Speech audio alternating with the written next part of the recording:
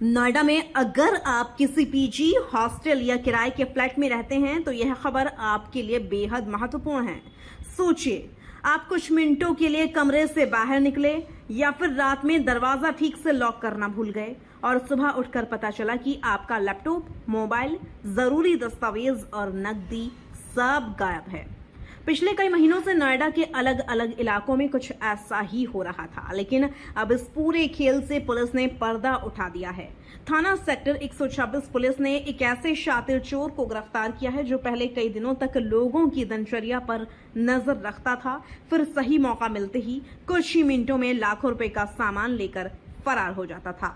आज की इस रिपोर्ट में हम आपको बताएंगे आखिर कौन है ये आरोपी, कैसे देता था चोरी की वारदातों को अंजाम, क्यों इस्तेमाल करता था चोरी की बाइक और ऐप आधारित बाइक सेवाएं, और आखिर पुलिस उसके पास तक कैसे पहुंची।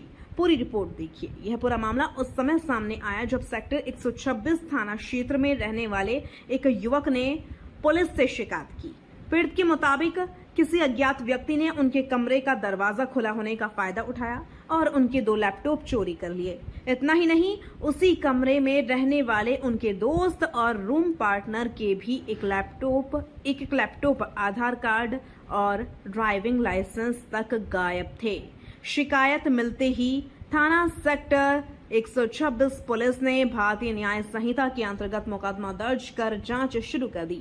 लेकिन यह कोई सामान्य चोरी नहीं थी। पुलिस को जल्द ही समझ में आ गया कि यह किसी ऐसे व्यक्ति का काम है जो इलाके से पूरी तरह परिचित है और बेहद सुनियोजित तरीके से वारदातों को अंजाम देता है। इसके बाद पुलिस ने विशेष टीम का गठन किया। इलाके के दर्जनों सीसीटीवी कैमरों की फुटेज खंगाली गई। मैनुअल इंटेलिजेंस, तकनीकी सर्विलांस और गोपनीय सूचना के आधार पर पुलिस लगातार आरोपी की तलाश में जुटी रही। आखिरकार 2 जुलाई 2026 को सेक्टर 131 के सामने पुलिस ने एक संदिग्ध युवक को रोककर पूछताछ की। जब उसकी तलाशी ली गई तो चोरी के सामान का ऐसा जखीरा मिला जिसने कई पुराने मामलों की परतें एक साथ खोल दी। सबसे पहले आपको सुनाते हैं उक्त के संबंध में एडीसीपी नोएडा श्रीमती मनीषा सिंह ने क्या कहा। पुलिस आयुक्त महोदया के निर्देशन में नोएडा जोन में अपराध एवं अपराधियों के विरुद्ध कार्रवाई लगातार प्रचलित है। आज इसी क्रम में एसीपी फर्स्ट एवं एसएचओ 126 एवं उनकी टीम के द्वारा एक शातिर चोर गिरफ्तार किया गया है। पूछताछ करने पर ज्ञात हुआ कि इसके द्वारा विगत कुछ महीनों से नोएडा जोन के थाना क्षेत्र 126, 49 और 39, 20, 24 में कई घटनाएं जहां पर बच्चे जो हैं वो पीजी में रहते हैं या घरों में जब वो लोग सोते हैं उस समय आकर के इनके द्वारा लैपटॉप चोरी और मोबाइल फ़ोन की चोरी की जा रही है। इसमें एक टीम लगातार कार्य कर रही थी और आज इस अभियुक्त को गिरफ्तार किया गया है, जिसके कब्जे से 6 लैपटॉप, 7 मोबाइल फ़ोन, एक चोरी की मोटरसाइकिल और एक चाकू और 12,500 रुपये कैश बरामद हुआ है। यह मूलतः तमिलनाडु का रहने वाला है और यहाँ पर विशेष रूप से वाहन अपनी रेलगाड़ी से यहाँ पर आकर के और स्टेशन के आसपास नई दिल्ली में रहता था और इसने अभी विगत 2-3 महीने से लगातार नोएडा क्षेत्र में और आसपास क्षेत्रों में आकर के रेकी करके और लैपटॉप और मोबाइल फ़ोन चोरी करता था। चोरी करने के पश्चात ये कोरियर के माध्यम से अपने साउथ इंडियन स्टेट में भेजा करता था और यहाँ पर जब 1 हफ्ते 10 दिन रुकने के बाद फिर ये वापस अपने जो गृह जनपद है वहाँ पर चला जाता था। आज इस अभियुक्त को गिरफ्तार कर माननीय न्यायालय में अभिरक्षा हेतु प्रस्तुत किया जा रहा है। अन्य विवेचनात्मक कार्रवाई प्रचलित। पुलिस के मुताबिक वह लंबे समय से नोएडा और एनसीआर में रहकर लगातार चोरी की घटनाओं को अंजाम दे रहा था। लेकिन सबसे बड़ा सवाल यह है, आखिर उसके पास से क्या क्या बरामद हुआ।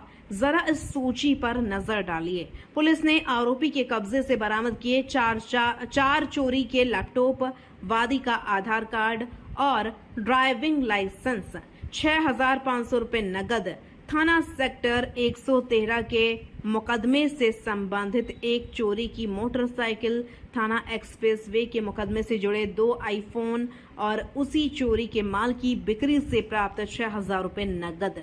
इसके अलावा अन्य घटनाओं से जुड़े 5 मोबाइल फोन, 2 लैपटॉप और एक अवैध चाकू भी बरामद हुआ। यानी कुल बरामदगी में 6 लैपटॉप, 7 मोबाइल फोन, 12,500 रुपये नगद, एक चोरी की बाइक, आधार कार्ड, ड्राइविंग लाइसेंस और एक अवैध चाकू शामिल है। लेकिन इस कहानी का सबसे चौंकाने वाला हिस्सा अभी बाकी है, क्योंकि पूछताछ में आरोपी ने जो खुलासा किया वह हर पीजी और किराए के मकान में रहने वाले व्यक्ति के लिए चेतावनी है। पुलिस पूछताछ में आरोपी ने बताया कि वह कभी भी जल्दबाजी में चोरी नहीं करता था। सबसे पहले वह कई दिनों तक इलाके की रैकी करता, यह देखता किस कमरे में छात्र रहते हैं, कहां नौकरी पेशा लोग आते जाते हैं, किस फ्लैट में सुरक्षा कमजोर है और किस जगह लोग दरवाजा खुला छोड़ने की आदत रखते हैं।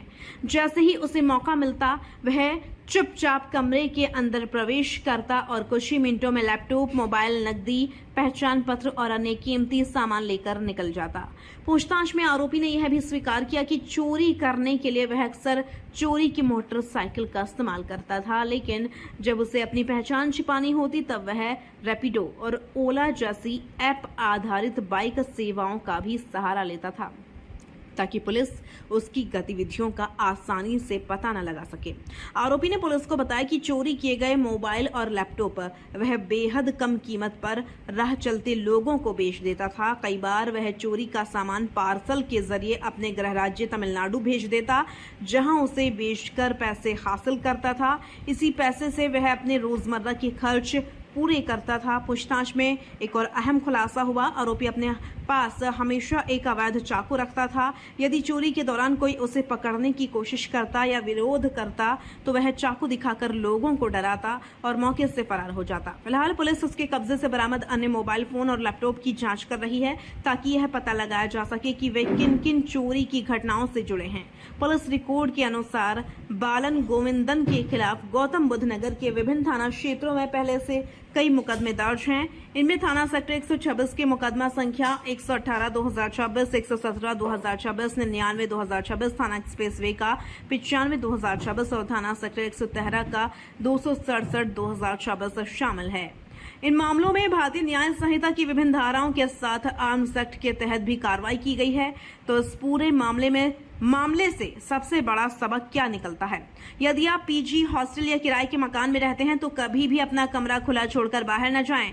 अपने आसपास लगे सीसीटीवी कैमरों पर ध्यान दें और किसी भी संदिग्ध व्यक्ति की सूचना तुरंत पुलिस को दें, क्योंकि अपराधी मौका तलाशते हैं और हमारी एक छोटी सी लापरवाही बड़े नुकसान में बदल सकती है।